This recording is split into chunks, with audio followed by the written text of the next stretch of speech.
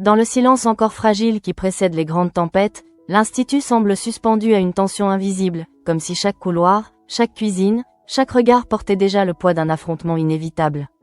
Jasmine, elle, ne ressent plus seulement la pression du championnat. Elle sent que son avenir tout entier s'est condensé en une seule décision, irréversible, lourde de conséquences. Après de longues heures d'hésitation, elle accepte finalement la condition imposée par Cardone, une décision qui ne relève plus du simple défi culinaire mais d'un véritable pacte moral. Battre la brigade de l'Institut pour obtenir un poste à Bordeaux n'est pas seulement une ambition professionnelle, c'est un sacrifice silencieux, une prise de risque qui pourrait bouleverser son équilibre déjà fragile entre sa carrière et son rôle de mère. À cet instant précis, Cardone ne cache pas sa satisfaction. Derrière son regard calculateur, une lueur de victoire prématurée brille déjà, comme si elle avait su depuis le début que Jasmine finirait par céder. Pour elle, ce n'est qu'un mouvement de plus dans une partie d'échecs qu'elle maîtrise à la perfection, où chaque émotion devient une faiblesse exploitable. Pendant ce temps, Louis observe la scène avec une distance qui n'est qu'apparente. Il comprend mieux que quiconque ce que Jasmine est en train de sacrifier, et contrairement à Cardone, il ne voit pas en elle une simple candidate à manipuler. Dans le silence d'un aparté, il confie à sa collaboratrice qu'il est prêt à l'embaucher quoi qu'il arrive, victoire ou défaite, révélant ainsi une vérité qu'il choisit pourtant de taire. Ce choix de garder le secret n'est pas anodin. Il repose sur une contradiction intérieure qui ronge Louis. Protéger Jasmine ou la pousser à se dépasser coûte que coûte. En acceptant la demande de Cardone de ne rien dire, il accepte aussi de jouer un rôle ambigu, oscillant entre sincérité et stratégie, entre amour naissant et manipulation involontaire. Plus tard, lorsque tous se retrouvent dans l'amphithéâtre, l'atmosphère change radicalement. Ce n'est plus une question individuelle, mais un affrontement collectif, un théâtre où chaque brigade devient le reflet d'une école, d'une vision, d'un orgueil. Les regards se croisent, les silences deviennent lourds, et même les gestes les plus simples semblent chargés d'une tension presque palpable. Le jury, composé de 2 chefs étoilés, annonce alors l'épreuve avec une solennité qui impose le respect. Un dessert inspiré d'un voyage, comportant au moins 5 textures, une consigne qui, derrière son apparente créativité, dissimule une exigence technique redoutable. Ce n'est pas seulement une question de goût, mais d'équilibre, de précision, d'audace maîtrisée. Chaque brigade se replie immédiatement sur elle-même, comme si le monde extérieur cessait d'exister. À cet instant, les alliances se resserrent, les caractères s'affirment, et les tensions latentes commencent à émerger. Ce n'est plus seulement une compétition, c'est une révélation des failles de chacun. La brigade de Bélia choisit le Japon, une inspiration délicate, presque méditative, qui exige finesse et rigueur. En face, celle de l'Institut opte pour l'Italie, un terrain plus familier mais non moins exigeant. Le choix du tiramisu revisité devient rapidement un point de friction, révélant des visions opposées au sein même de l'équipe. Bianca propose une approche en verrine, élégante, maîtrisée, structurée. Mais Jim et Milan, portés par une envie de briller, insistent pour réaliser une sphère, un choix plus spectaculaire mais aussi plus risqué. Leur obstination ne repose pas seulement sur une conviction technique, elle révèle un besoin de reconnaissance, une volonté de prouver qu'ils peuvent dépasser les attentes. Face à eux, Bianca tente d'imposer la prudence, évoquant le choc thermique, les contraintes invisibles qui pourraient compromettre leur travail. Mais sa voix, pourtant fondée sur l'expérience et la lucidité, se heurte à un mur d'ego et d'impatience. Peu à peu, elle cède, non par conviction, mais par épuisement. Ce moment marque un basculement subtil mais déterminant. En abandonnant son idée, Bianca ne renonce pas seulement à une technique, elle perd aussi une part de son autorité. Et dans une brigade, ce type de fracture, même silencieuse, peut avoir des conséquences irréversibles. Lorsque la sphère commence à se fissurer, comme elle l'avait prédit, ce n'est pas seulement un échec technique, c'est la matérialisation d'un déséquilibre interne. Le dessert, censé être une œuvre collective, devient le symbole d'une équipe incapable de s'écouter, de s'accorder, de fonctionner comme un tout. Pendant ce temps, Jasmine, concentrée sur sa propre brigade, tente de maintenir une stabilité émotionnelle qui lui échappe peu à peu. Elle sait que chaque détail compte, que chaque décision peut la rapprocher ou l'éloigner de Bordeaux. Mais au-delà de la technique, c'est son esprit qui vacille, tiraillé entre la pression de Cardone et le regard silencieux de Louis. À cet instant, elle ne sait pas encore que la véritable épreuve ne se joue pas uniquement dans l'assiette. Elle se joue dans les non-dits, dans les secrets, dans les intentions cachées qui circulent autour d'elle comme des ombres invisibles. Lorsque vient le moment de la dégustation, le silence devient presque insoutenable. Chaque membre du jury observe, goûte, analyse avec une précision chirurgicale. Les secondes s'étirent, les regards se figent, et l'attente devient une torture lente, implacable. Puis le verdict tombe, tranchant comme une lame. L'école de Paris est éliminée, suivie par Lyon. L'Institut, malgré ses efforts, ne parvient pas à se hisser au sommet. Castelmont résiste, mais c'est finalement l'Académie Bélia qui remporte la première place. Cette annonce agit comme un choc brutal. Pour certains, c'est une déception. Pour d'autres, une humiliation. Mais pour Jasmine, c'est bien plus que cela. C'est une menace directe sur son avenir, une faille qui s'ouvre sous ses pieds alors qu'elle croyait avoir trouvé une direction claire. Dans la foule, les réactions sont contenues, mais les émotions débordent intérieurement. Les regards se détournent, les mâchoires se serrent, et chacun tente de masquer ce qu'il ressent réellement. Pourtant, une vérité s'impose déjà. Ce championnat ne sera pas une simple compétition, mais une succession d'épreuves où chaque erreur coûtera cher. À la fin de l'épreuve, Rose prend Louis à part, dans un geste qui trahit une inquiétude profonde. Elle connaît son frère, elle connaît ses failles, et elle refuse de voir Jasmine devenir une victime de ses anciennes méthodes. Elle lui demande de promettre de ne pas la manipuler, de ne pas jouer avec ses sentiments. Louis accepte, sans hésiter en apparence. Mais au fond de lui, cette promesse résonne comme un défi difficile à tenir. Car il sait déjà qu'il marche sur une ligne fragile, où chaque décision peut être interprétée comme une trahison ou une preuve d'amour. Dans le même temps, en cuisine, Tessier intervient avec la rigueur qui le caractérise. Pour lui, la défaite est inacceptable, presque inconcevable. Il ne voit pas seulement un résultat, mais un écart par rapport à l'excellence qu'il exige. Sa colère n'est pas explosive, mais froide, méthodique, implacable. Hector, de son côté, refuse de se laisser écraser par cette autorité. Il rappelle que la gestion de la brigade lui appartient, que chaque chef a sa méthode, son approche. Ce désaccord, loin d'être anodin, révèle une fracture entre deux visions du leadership, deux manières d'exiger la perfection. Au cœur de cette tension, Bianca, Jim et Milan se retrouvent pointés du doigt. Leur manque de cohésion devient l'exemple parfait de ce qu'il ne faut pas faire. Mais au-delà des reproches, c'est une prise de conscience douloureuse qui s'impose. Le talent individuel ne suffit pas sans une véritable unité. Pendant ce temps, Jasmine rentre chez elle, retrouvant un environnement plus intime, plus fragile aussi. La présence de son fils, Naël, lui offre un instant de répit, une parenthèse dans ce tourbillon de pression et d'attente. Elle tente de se raccrocher à cette simplicité, à cette vérité qui ne dépend d'aucun jugement. Mais alors que la nuit commence à s'installer, une menace silencieuse se glisse dans l'ombre. Une silhouette entièrement vêtue de noir s'introduit dans la coloc, se déplaçant avec une précision inquiétante. Chaque geste est calculé, chaque mouvement maîtrisé. L'objectif est clair, sans hésitation, le téléphone de Jasmine. Ce vol, apparemment anodin, porte en lui une promesse de chaos. Car dans cet objet banal se cachent des fragments de vie, des secrets, des informations qui pourraient, à tout moment, être utilisées contre elle. Et sans le savoir, Jasmine vient de franchir une nouvelle étape dans une guerre invisible, où les règles ne sont jamais clairement définies, mais où les conséquences, elles, seront bien réelles. Dans le prolongement immédiat de cette première défaite, quelque chose se fissure lentement, presque imperceptiblement, au sein de l'Institut. Ce n'est pas encore une crise ouverte, ni un effondrement visible, mais une tension diffuse qui s'insinue dans les esprits, altère les certitudes et fragilise les équilibres. Jasmine, en particulier, ressent cette dérive comme une pression sourde qui ne cesse de croître. Elle repense sans cesse à la condition imposée par Cardone, à cette promesse qu'elle s'est faite autant qu'on lui a arrachée. Gagner n'est plus un objectif parmi d'autres, c'est devenu une nécessité, une obligation presque vitale. Pourtant, au fond d'elle, un doute s'installe, insidieux, corrosif, alimenté par l'échec de cette première épreuve. Dans le même temps, Louis observe cette évolution avec une lucidité mêlée d'inquiétude. Il voit bien que Jasmine se transforme, que la pression la pousse à s'isoler, à s'enfermer dans une exigence qui risque de la briser. Mais il est prisonnier de son propre silence, de ce secret qu'il a accepté de porter pour maintenir sa motivation intacte. Ce non-dit devient progressivement un poids. Chaque fois qu'il croise le regard de Jasmine, il ressent une dissonance entre ce qu'il sait et ce qu'il lui montre. Il voudrait la rassurer, lui dire que tout ne dépend pas du championnat, mais il se retient, conscient que révéler la vérité pourrait bouleverser l'équilibre fragile dans lequel elle se maintient. Pendant ce temps, à la coloc, l'atmosphère est d'une toute autre nature, mais tout aussi instable. Tom, encore marqué par sa relation ambiguë avec Julia, tente de rationaliser ce qu'il ressent.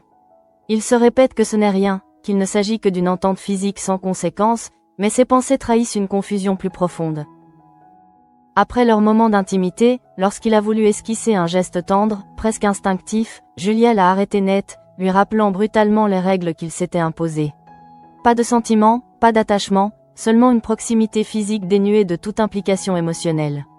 Cette mise à distance, froide et directe, agit sur Tom comme une gifle silencieuse. Troublé, il en parle à Billy, cherchant dans ses mots une validation, une stratégie, une échappatoire. Il en arrive rapidement à une conclusion qui lui semble logique. Pour ne pas s'attacher, il doit multiplier les expériences, diluer l'émotion dans la répétition, se perdre dans une succession de rencontres superficielles. Cette décision, en apparence pragmatique, révèle en réalité une fuite. Tom ne cherche pas seulement à éviter la douleur, il tente de reprendre le contrôle d'une situation qui lui échappe, de transformer une vulnérabilité naissante en un jeu maîtrisé. Mais ce faisant, il s'éloigne encore davantage de lui-même.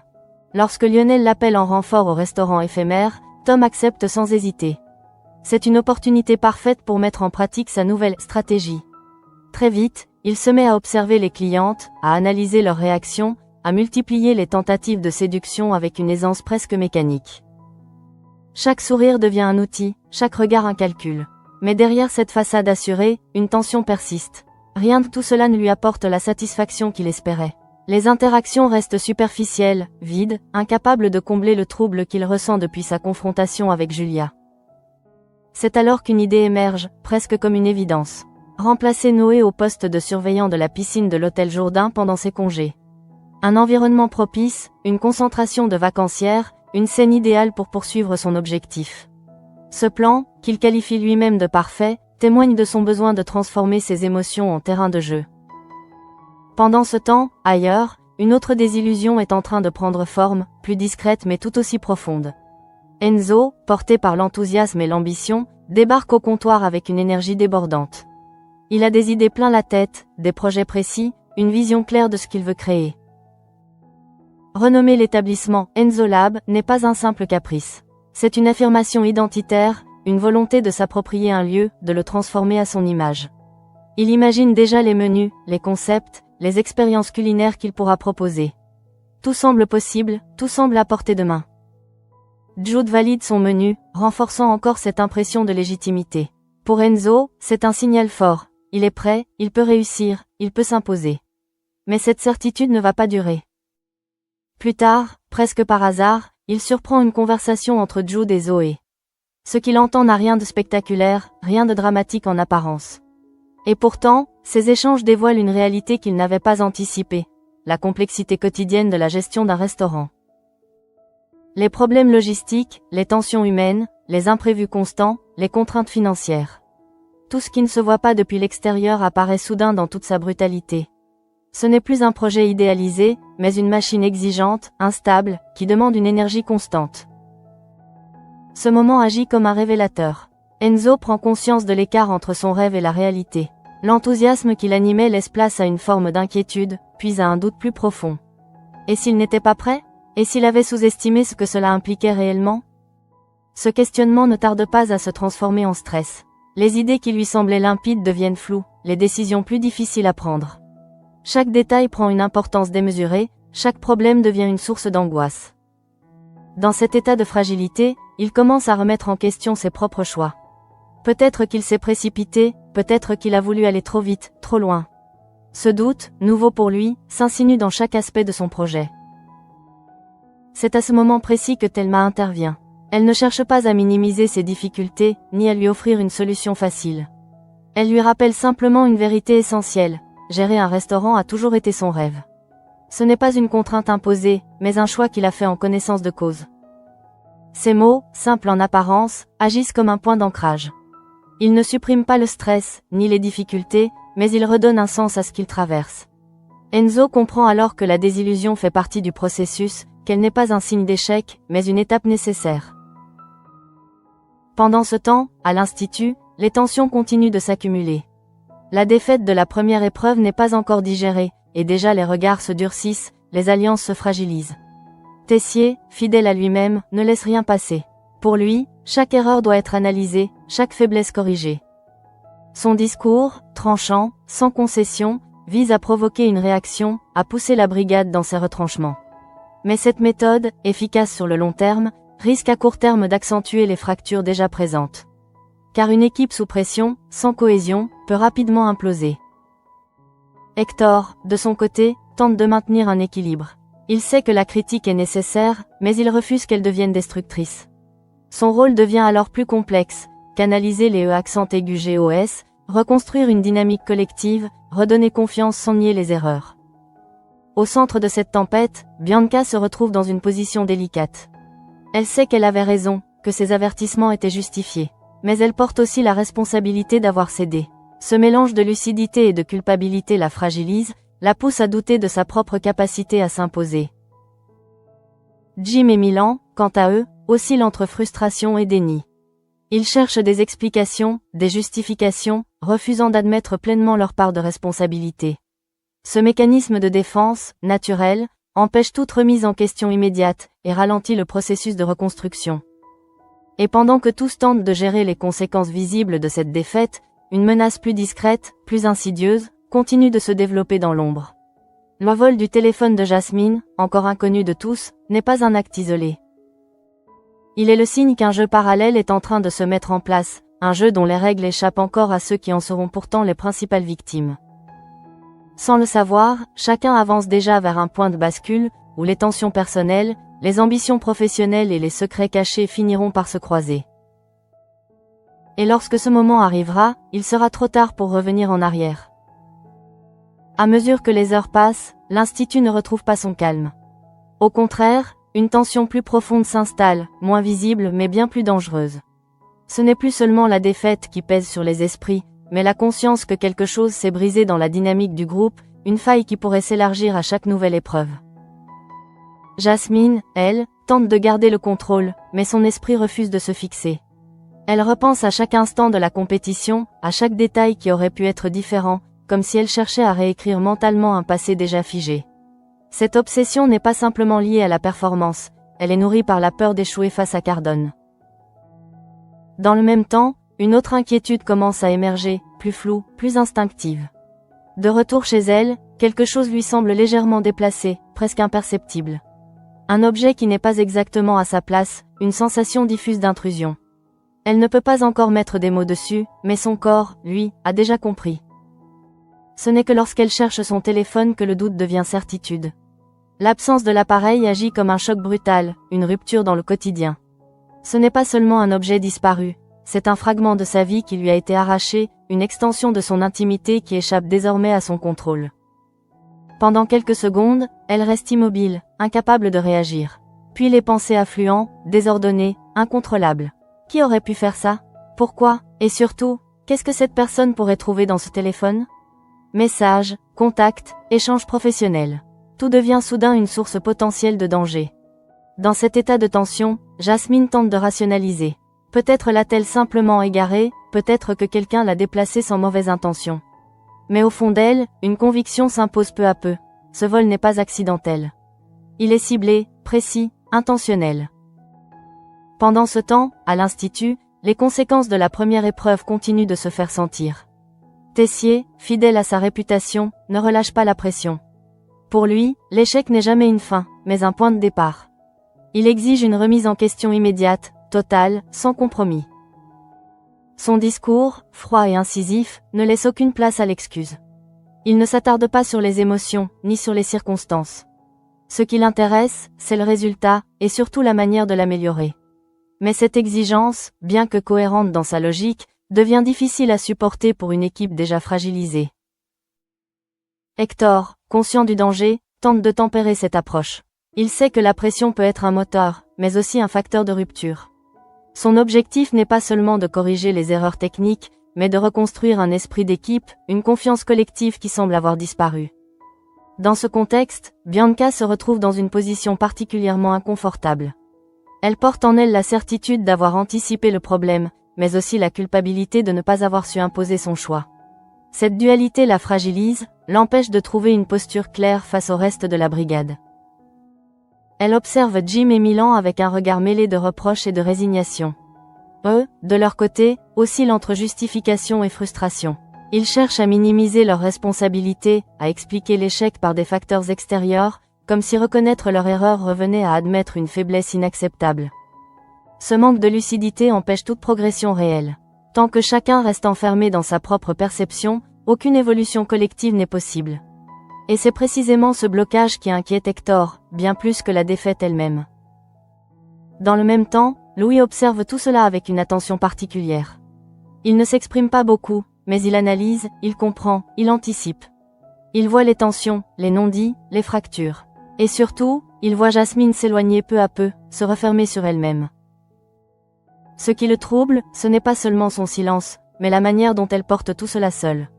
Il aimerait intervenir, la soutenir, lui dire ce qu'il sait, ce qu'il a décidé. Mais il est retenu par cette promesse faite à Cardone, par ce choix qu'il a lui-même validé. Ce silence devient alors une barrière invisible entre eux.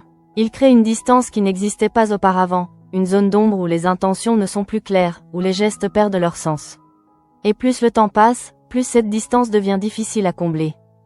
Pendant ce temps, Tom poursuit sa propre dérive, convaincu d'avoir trouvé une solution à son malaise.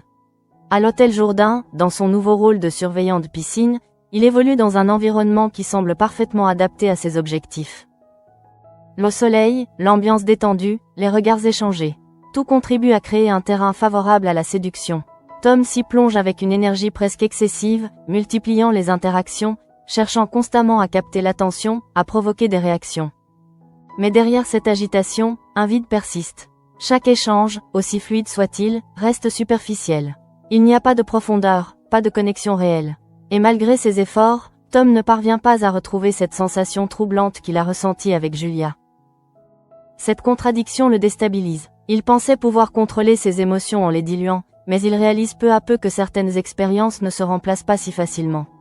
Et plus il s'enfonce dans cette logique, plus il s'éloigne de ce qu'il cherche réellement. À la colloque, l'absence de Jasmine commence à être remarquée, mais personne ne mesure encore l'ampleur de ce qui s'est passé. Le vol de son téléphone reste un événement isolé, sans lien apparent avec le reste.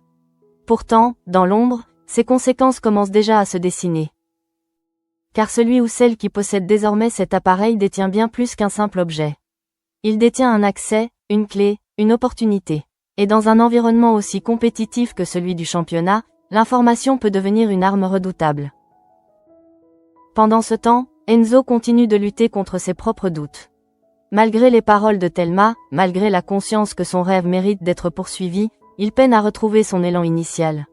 Chaque décision devient un défi, chaque imprévu une source de stress. Il commence à observer différemment son environnement, à percevoir les détails qu'il ignorait auparavant. Le bruit en cuisine, les délais serrés, les attentes des clients. Tout devient plus intense, plus exigeant. Ce n'est plus un projet abstrait, mais une réalité concrète qui demande une adaptation constante. Dans cet état, Enzo comprend qu'il ne peut plus avancer seul. Il doit apprendre à déléguer, à faire confiance, à accepter que tout ne soit pas parfait immédiatement. Mais cette prise de conscience, aussi nécessaire soit-elle, ne se fait pas sans résistance intérieure. Il lutte contre son besoin de contrôle, contre cette envie de tout maîtriser. Et cette lutte, invisible pour les autres, devient l'un des enjeux majeurs de son évolution. Car au-delà du restaurant, c'est sa propre capacité à grandir qui est mise à l'épreuve. Pendant ce temps, Jasmine, toujours chez elle, tente de reprendre le contrôle de la situation. Elle réfléchit, analyse, reconstitue les événements. Mais chaque piste semble mener à une impasse. L'incertitude devient insupportable, presque paralysante. Elle pense à prévenir quelqu'un, à demander de l'aide, mais elle hésite. Parler de ce vol, c'est admettre une vulnérabilité, une faille. Et dans le contexte actuel, où tout repose sur sa capacité à rester forte, cette idée lui semble difficile à accepter. Pourtant, au fond d'elle, une certitude s'impose de plus en plus clairement. Ce qui vient de se produire n'est que le début. Quelque chose est en train de se mettre en place, quelque chose qu'elle ne comprend pas encore, mais qui pourrait rapidement échapper à tout contrôle. Et pendant que chacun, de son côté, lutte avec ses propres tensions, ses propres contradictions, une dynamique plus large se dessine. Une convergence silencieuse entre ambition, erreur, secret et manipulation. Une convergence qui, tôt ou tard, explosera au grand jour. À mesure que la tension s'intensifie autour du championnat, une ligne invisible se dessine entre ceux qui subissent les événements et ceux qui commencent à en comprendre les mécanismes profonds. Jasmine, désormais consciente que son téléphone a été volé, ne peut plus ignorer ce sentiment oppressant que quelque chose lui échappe complètement. Elle tente de reconstituer les dernières heures avec une précision presque obsessionnelle. Chaque geste, chaque déplacement, chaque personne croisée devient un élément à analyser. Pourtant, plus elle cherche à comprendre, plus les zones d'ombre s'élargissent. Rien ne semble suffisamment concret pour désigner un coupable, mais tout indique qu'il ne s'agit pas d'un simple hasard. Ce doute agit comme un poison lent. Il ne la paralyse pas encore, mais il altère sa concentration, fragilise ses réflexes, et surtout, il installe une méfiance diffuse envers son environnement. Dans un contexte où la confiance est déjà fragile, cette incertitude devient un facteur de déséquilibre majeur. Dans le même temps, à l'Institut, la préparation de la prochaine épreuve commence à révéler des tensions encore plus marquées. L'échec précédent n'a pas été digéré, et au lieu de souder la brigade, il semble avoir creusé les divisions. Chaque décision est désormais scrutée, chaque proposition contestée. Bianca, déterminée à ne pas répéter les mêmes erreurs, tente de reprendre une forme de contrôle. Elle s'exprime avec plus de fermeté, impose ses idées avec une assurance nouvelle, presque rigide. Mais cette posture, loin de rassurer, crée une résistance chez Jim et Milan, qui perçoivent ce changement comme une remise en cause directe. Le dialogue devient difficile, presque impossible. Chacun campe sur ses positions, convaincu d'avoir raison. Et dans ce climat, même les choix les plus simples prennent une dimension conflictuelle. Ce n'est plus une question de technique, mais de pouvoir, d'ego, de légitimité. Hector observe cette évolution avec une inquiétude croissante. Il comprend que le problème dépasse largement la simple organisation du travail. Il s'agit d'une fracture relationnelle, d'un manque de confiance mutuelle qui empêche toute progression collective. Et sans cette cohésion, aucune victoire n'est envisageable. Il tente alors d'intervenir, non pas en imposant une solution, mais en provoquant une prise de conscience. Il met en lumière les contradictions, les incohérences, les tensions sous-jacentes. Son objectif n'est pas de désigner un responsable, mais de forcer chacun à reconnaître sa part dans l'échec. Mais cette démarche, aussi juste soit-elle, se heurte à une réalité plus complexe. Admettre ses torts demande une maturité que tous ne possèdent pas encore.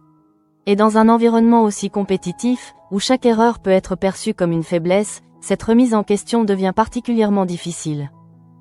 Pendant ce temps, Tessier continue d'exercer sa pression, implacable. Pour lui, les excuses n'ont aucune valeur si elles ne s'accompagnent pas d'une amélioration concrète. Il ne cherche pas à ménager les susceptibilités, mais à pousser ses élèves au-delà de leurs limites. Cette approche, bien que cohérente avec son exigence d'excellence, accentue le malaise. Elle crée un climat où la peur de l'échec devient dominante, où chaque erreur est vécue comme une faute grave. Et dans cet état, la créativité, pourtant essentielle en cuisine, peine à s'exprimer. Au cœur de ce chaos, Louis reste en retrait, observant, analysant, mais aussi luttant contre ses propres contradictions. Il voit Jasmine s'enfoncer dans une spirale de pression et de doute, et chaque instant renforce son envie de lui dire la vérité. Mais il se retient, encore et toujours. Cette décision, qu'il pensait stratégique, commence à lui apparaître comme une erreur. Car en gardant le silence, il ne protège pas Jasmine. Il l'expose à une pression inutile, à une épreuve dont elle ignore les véritables enjeux. Cette prise de conscience le trouble profondément.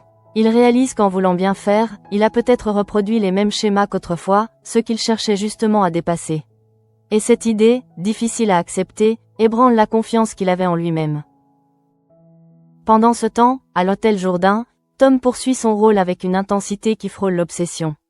Chaque interaction devient une performance, chaque rencontre une opportunité de prouver quelque chose, à lui-même autant qu'aux autres. Mais derrière cette façade dynamique, une fatigue émotionnelle commence à apparaître. Le jeu de la séduction, répétitif, mécanique, perd progressivement de son attrait. Ce qui lui semblait excitant devient prévisible, presque monotone. Il commence à ressentir une forme de lassitude, un décalage entre ce qu'il fait et ce qu'il ressent réellement. Et malgré ses efforts pour ignorer cette sensation, elle s'impose de plus en plus, comme une évidence qu'il ne peut plus contourner.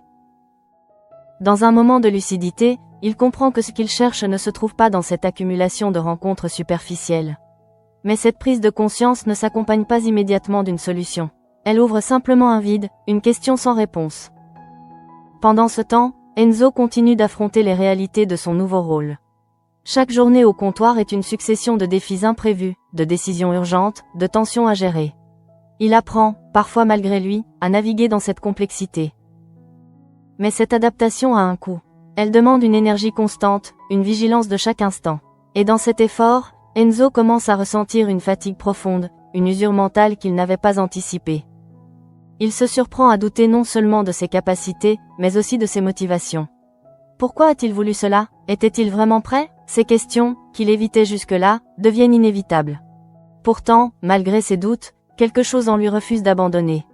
Une détermination silencieuse, moins flamboyante mais plus solide, commence à émerger. Ce n'est plus l'enthousiasme du début, mais une forme de persévérance, plus réaliste, plus ancrée. Dans le même temps, Jasmine décide finalement de ne pas garder le silence. Elle commence à évoquer le vol de son téléphone, avec prudence, choisissant ses mots, mesurant ses confidences. Ce n'est pas un aveu complet, mais une première ouverture. Cette décision marque un tournant. Elle accepte de ne plus porter seule ce poids, de partager une part de son inquiétude. Mais en même temps, elle comprend que cela peut déclencher des réactions, attirer l'attention, peut-être même révéler des choses qu'elle n'est pas prête à affronter. Car dans un environnement où les rivalités sont fortes, où les enjeux sont élevés, une information peut être utilisée de multiples façons. Et ce téléphone, disparu sans explication, pourrait bien devenir le point de départ d'un engrenage incontrôlable. À cet instant, toutes les lignes narratives commencent à converger. Les tensions de la brigade, les doutes de Louis, la dérive de Tom, les difficultés d'Enzo, et maintenant ce mystère autour de Jasmine. Rien n'est encore visible, rien n'a encore explosé. Mais les éléments sont en place. Et il ne manque plus qu'une étincelle pour que tout bascule. À ce stade, tout semble tenir encore en équilibre, mais cet équilibre n'est qu'une illusion fragile. Derrière les apparences d'une routine qui reprend, chaque personnage avance désormais avec une tension intérieure accrue, comme si chacun pressentait qu'un basculement est imminent, sans pouvoir en identifier précisément la cause. Jasmine, en particulier, ressent ce glissement avec une intensité croissante. Le vol de son téléphone ne quitte plus son esprit. Même lorsqu'elle tente de se concentrer sur la compétition, une partie d'elle reste en alerte permanente, attentive aux moindres détails, aux moindres regards suspects. Cette vigilance constante finit par épuiser ses ressources mentales. Elle commence à revoir ses propres interactions sous un angle différent. Des conversations anodines prennent soudain une autre dimension, des silences deviennent suspects, des attitudes qu'elle n'aurait pas remarquées auparavant éveillent désormais sa méfiance. Cette transformation de son regard modifie profondément sa manière d'être. Dans le même temps, la pression du championnat ne diminue pas, bien au contraire. Chaque épreuve à venir devient une étape décisive, un terrain où la moindre erreur peut être exploitée. Et dans cet environnement, Jasmine comprend que sa vulnérabilité, même temporaire, peut être utilisée contre elle. Cette prise de conscience ne la paralyse pas, mais elle la pousse à se refermer davantage. Elle partage moins, parle moins, observe plus. Ce repli, qui pourrait être interprété comme une stratégie, est en réalité une forme de protection, un moyen de limiter les risques dans un contexte qu'elle ne maîtrise plus totalement. Pendant ce temps, Louis se retrouve face à une impasse intérieure de plus en plus difficile à ignorer. Il voit clairement l'effet que cette situation a sur Jasmine, et chaque instant renforce son sentiment de responsabilité. Le secret qu'il garde n'est plus seulement une stratégie, il devient un fardeau. Il commence à envisager sérieusement l'idée de tout révéler, de briser cet accord tacite avec Cardone. Mais cette décision, aussi tentante soit-elle, n'est pas sans conséquences. Elle pourrait libérer Jasmine d'une pression inutile, mais aussi perturber sa motivation, remettre en question son engagement dans la compétition. Cette hésitation le place dans une position inconfortable, où chaque option semble comporter un risque. Il ne s'agit plus de choisir entre le bien et le mal, mais entre deux formes d'incertitude. Et dans cette zone grise, Louis réalise à quel point il est difficile d'agir sans blesser. Parallèlement, la brigade de l'Institut continue de chercher un nouvel équilibre.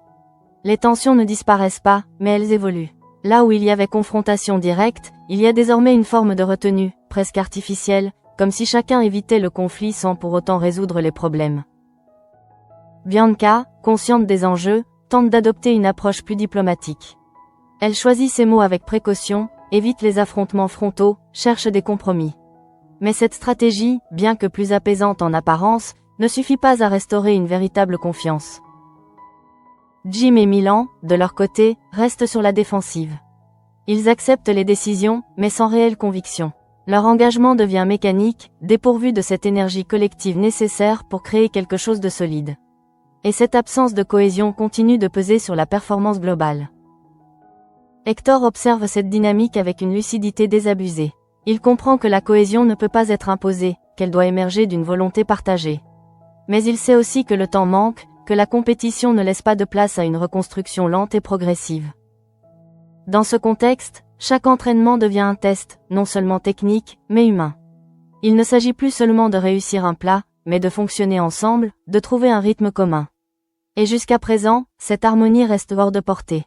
Pendant ce temps, Tom commence à ressentir les limites de son propre système. Son immersion dans ce rôle de séducteur permanent lui a permis d'éviter certaines questions, mais pas de les résoudre. Au contraire, elles reviennent avec plus de force, plus de clarté. Il réalise que son comportement, loin de le protéger, l'enferme dans une répétition vide. Les rencontres s'enchaînent, mais ne laissent aucune trace, aucune émotion durable. Et cette absence de sens finit par peser plus lourd que la peur qu'il cherchait à éviter.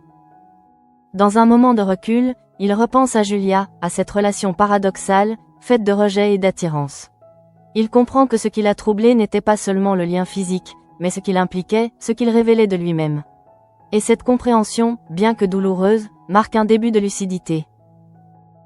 Pendant ce temps, Enzo continue de naviguer dans la complexité de son nouveau rôle, mais avec une approche légèrement différente. Les doutes sont toujours présents, les difficultés aussi, mais il commence à les intégrer comme une partie normale du processus. Il ne cherche plus à tout maîtriser immédiatement. Il accepte les erreurs, les imprévus, les ajustements nécessaires. Cette évolution, subtile mais essentielle, lui permet de retrouver une forme de stabilité, moins spectaculaire mais plus durable. Thelma, en observant ce changement, comprend qu'Enzo est en train de franchir une étape importante. Il ne s'agit plus de rêver, mais de construire, de s'adapter, de persévérer. Et cette transformation, bien que discrète, est sans doute la plus significative. Pendant ce temps, le mystère autour du téléphone de Jasmine commence à prendre une dimension plus inquiétante. Ce n'est plus seulement une disparition inexpliquée, mais une menace potentielle qui plane en arrière-plan, prête à se manifester à tout moment. Jasmine, sans preuve concrète, ne peut qu'anticiper les scénarios possibles.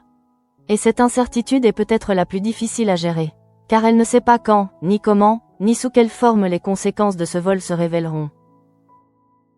Dans cet état de tension généralisée, chaque personnage avance comme sur une ligne fragile, où le moindre déséquilibre peut provoquer une chute. Les trajectoires individuelles, encore distinctes, commencent à se rapprocher, à s'entrecroiser.